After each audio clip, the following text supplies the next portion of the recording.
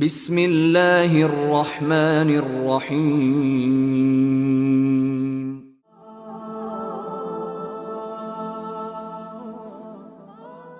حضرت ابو ہریرہ رضی اللہ تعالی عنہ سے روایت ہے کہ رسول اللہ صلی اللہ علیہ وآلہ وسلم نے فرمایا، ایک دفعہ کا واقعہ ہے کہ ایک شخص کسی راستے میں چلا جا رہا تھا کہ اچانک اس نے راستے پر ایک کانٹے دار ٹہنی کو پایا تو اس نے اسے دور ہٹا دیا۔ اللہ تعالیٰ نے اس کے لیے اس عمل کی قدردانی فرمائی اور اسے بخش دیا، اور آپ صلی اللہ علیہ وآلہ وسلم نے فرمایا، شہداء 5 قسم کے ہیں: طاعون کی بیماری سے مرنے والا، پیٹ کی بیماری سے مرنے والا، ڈوبنے والا، گرنے والی چیز کے نیچے دب کر مرنے والا، اور اللہ کی راہ میں جام شہادت نوش کرنے والا۔ اور فرمایا،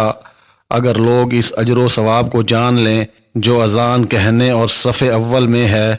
پھر وہ اس کے علاوہ اور کوئی چارہ نہ پائیں کہ اس کام پر قرآن اندازی کریں، تو وہ ضرور قرآن بھی ڈال لیں۔ اگر وہ اس ثواب و درجہ کو جان لیں جو نماز کی طرف جلدی جانے میں ہے، تو وہ ضرور اس کی طرف ایک دوسرے سے سبقت کریں، اور اگر وہ اس مرتبہ شان اور اجر کو جان لیں جو نماز عشاء اور نماز فجر میں ہے، تو وہ ضرور ان دونوں کو آئیں، اگرچہ انہیں گھسٹ کر آنا پڑے۔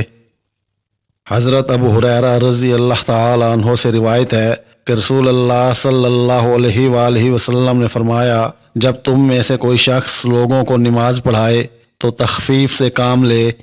کیونکہ بلا شبہ ان میں کمزور، بیمار اور بوڑھے لوگ بھی ہوتے ہیں۔ ہاں، اور جب تم میں سے کوئی اپنے لیے الگ یعنی اکیلا نماز پڑھے تو جتنا چاہے نماز کو لمبا کر لے۔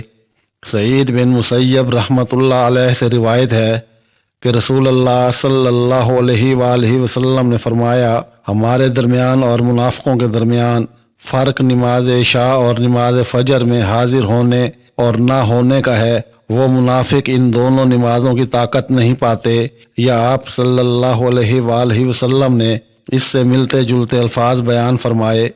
حضرت عبداللہ بن عمر رضی اللہ تعالی عنہ سے روایت ہے کہ بے شک رسول اللہ صلی اللہ علیہ وآلہ وسلم نے فرمایا،